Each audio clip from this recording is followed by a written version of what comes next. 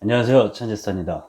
설계 기초 공사 정화조 지하수 공사에 이어서 이번에는 주택의 뼈대를 세우는 골조 공사 과정을 소개해 드리겠습니다. 보통 건축 구조를 말할 때 철근 콘크리트조, 목조, 스틸 등으로 말을 하는데 이 구조를 결정 짓는 것이 바로 골조 공사입니다. 건축에 관심이 없는 분들은 외장재가 나무로 된 주택을 목조주택으로 아시는 분들도 계실 텐데요. 그것이 아니고 주택의 뼈대를 무엇으로 만드느냐에 따라서 달라지게 됩니다. 철근 콘크리트를 이용해 뼈대를 세우면 철근 콘크리트 주택, 줄여서 보통 철콘 주택이라고 많이 하고요. 스틸을 이용해 뼈대를 세우면 스틸 하우스라고 말을 하고, 저처럼 나무를 이용해 뼈대를 세우는 방식이 바로 목조 주택입니다.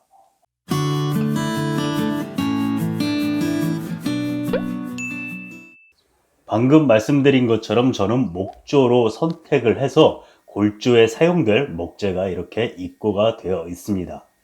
구조재로 사용하는 목재는 캐나다산과 유럽산 제품이 우리나라에 들어온다고 하는데요. 유럽산이 좀 더 저렴하다고는 하는데 캐나다산 목재가 북미 특유의 기후 덕에 나이테가 좀 더 촘촘하고 골조가 단단하면서 가공이 쉬워서 추천한다고 합니다. 그래서 대부분의 목조주택에서는 캐나다산 자재를 많이 사용을 하고, 저도 마찬가지로 캐나다산 자재를 사용을 합니다. 작업하시는 분들이 사용할 임시 화장실도 설치를 해놨고요. 골조 공사는 장마철도 아닌데 요즘 잦은 비로 인해서 예전보다 일주일 정도 늦어졌습니다. 그래서 기초 콘크리트를 약 3주간 양생을 시켰고요. 그 양생된 기초 콘크리트 위에 먼저 토대, 베이스 작업을 시작하였습니다. 토대를 사용하는 목재는 방부 목재를 주로 사용을 합니다. 토대로 사용하는 목재 아래에는 습기를 고려해서 스티로폼 패드 같은 자재로 한 번 더 마감을 한 후 고정을 시켜주게 됩니다. 기초 콘크리트 타설의 높이가 정확하다고 하더라도 토대를 만들 때 높이를 다시 한번 측정해서 레벨을 맞추어 주는 작업을 합니다. 즉 수평이 맞게 평평하게 만들어주는 것이라고 이해하시면 될 듯 합니다. 수평이 맞아야 그 위에 골조가 제대로 올라가고 최종 지붕까지 영향을 주니까 아주 중요한 작업이라고 할 수 있습니다. 영상에는 담지 못했지만 레벨을 잡기 위해서 레벨기 삑삑거리는 소리와 전기 대패 소리가 엄청 심하게 들릴 때가 바로 이 공정이라고 보시면 됩니다. 토대 작업이 끝나면 본격적으로 1층 벽체를 세우는 작업을 시작합니다. 1층 벽체가 이렇게 세워진 모습입니다. 1층 실내 높이를 얼마로 할 것인가에 따라서 높이가 달라지게 되는데요. 시공 방법에 따라 차이가 있겠지만 이해를 돕기 위해 예를 든다면 벽체의 높이를 2700mm로 시공을 했을 때 바닥에 난방 배관을 시공할 높이와 천장 마감재를 시공한 높이를 빼면 실제 실내에서의 높이는 2400에서 2500mm 정도가 됩니다. 저는 아파트보다는 좀 더 높은 것을 원해서 실내 높이를 2700mm로 설계를 했고 그에 맞게 벽체가 시공이 된 모습입니다. 아파트와 비교하면 약 30에서 40cm 정도가 차이가 나는데 별것 아닐 것 같지만 이전 집에서 살아본 경험에 의하면 체감적으로는 많이 차이가 납니다. 공간이 좀 덜 답답하고 조금 더 넓어 보이는 효과가 있습니다. 대부분의 목조주택 골조에 사용하는 자재의 두께는 약 140mm 정도 되고요. 2x6라는 구조재를 사용하는 것이 일반적인 방법입니다. 골조 공사는 골조 시공 팀장, 즉 목수 팀장님이시겠죠. 이 목수 팀장님한테 골조 공사를 의존하는 경우가 종종 있다고들 합니다. 저희 집을 지금 짓고 있는 시공사의 대표의 말을 빌리자면은 목수 팀장이 누구냐에 따라서 목조 주택의 품질이 좌우되는 것은 문제가 있다고 생각한다고 합니다. 그래서 현장 담당, 보통 현장 소장님이라고들 많이 하죠. 이 소장님이 도면을 숙지를 한 뒤 목수 팀장님과 장선의 방향이라든지 부재의 크기, 석가래의 간격, 빔의 위치 및 창호의 좌우 위치, 또 바닥에서부터의 높이 등을 협의하고 지속적인 품질 관리가 필요하다고 합니다. 또 현장 소장님은 건축주와 충분히 소통한 내용을 바탕으로 품질 관리를 해야 되는 것은 당연하겠고요. 건축주 분들도 집을 짓는 집주인이겠죠. 집주인 분들도 현장 소장님한테 전적으로 맡기지 마시고 지속적으로 소통을 하고 협의해야 하는 이유도 여기에 있습니다. 예를 들어 제가 이번에는 가로로 긴 창을 사용을 했는데요. 가로로 긴 창은 창의 세로 높이가 높지 않기 때문에 전망이 잘 보이려면 바닥에서부터의 높이가 상당히 중요합니다.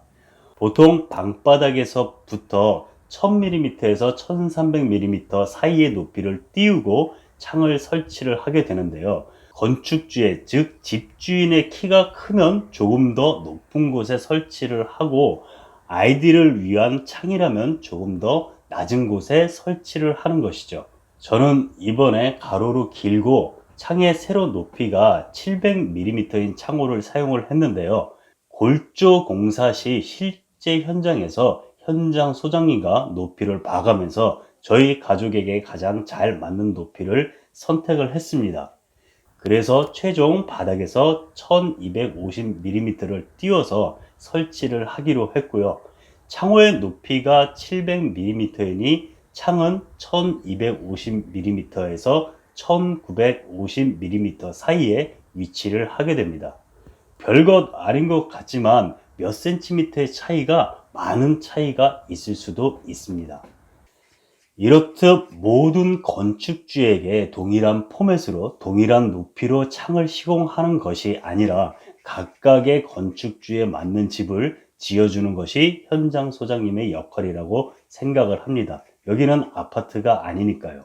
주택은 아파트나 다른 건물들에 비해서 공기라고 하는 공사 기간이 짧고 전체 스케일도 작기 때문에 시공자들의 기술 편차가 클 수 있으므로 현장 소장님의 역할이 그만큼 중요하다고 생각을 합니다.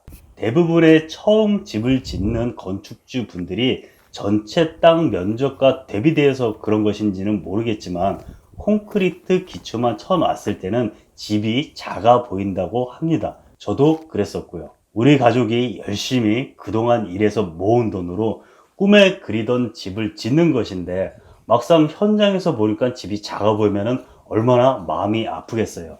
그래서 마음 약한 아내분들은 콘크리트 기초를 보고 집이 작아 보여 눈물을 보이는 사례도 종종 있습니다. 그런데 이렇게 골조 공사가 시작이 되어서 벽체가 하나둘 세워지고 공간이 만들어질수록 집이 커 보이는 마술이 시작이 됩니다. 그러니까 콘크리트 바닥면만 보시고 집이 너무 작다고 걱정하지는 않으셔도 됩니다.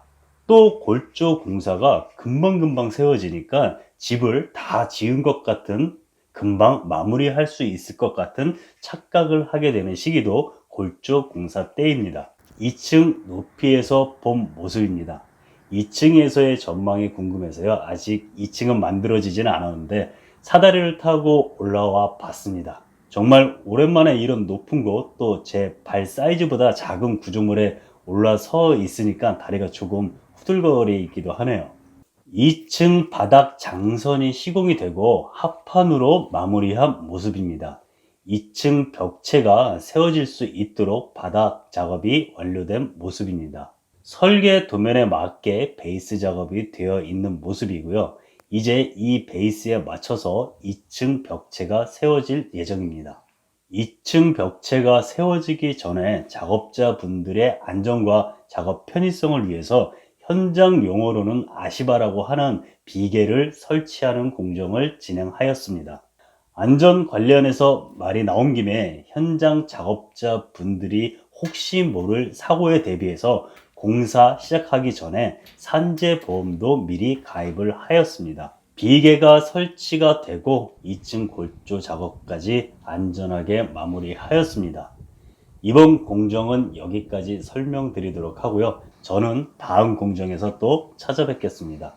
전원주택 또는 전원생활을 계획하시는 분들에게 오늘 영상이 도움이 되었길 바라면서요. 이상 천집사였습니다. 감사합니다. 응?